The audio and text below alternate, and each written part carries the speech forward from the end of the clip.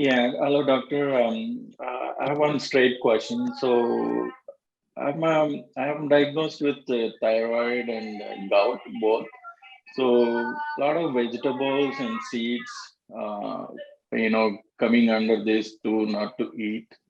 So, what is the best vegetables or process to come out of these two issues?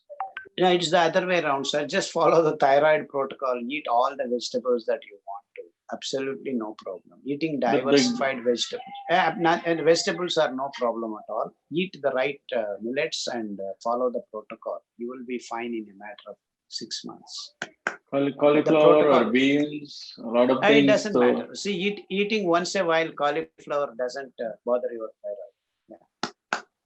Yeah. okay. Thank you very much.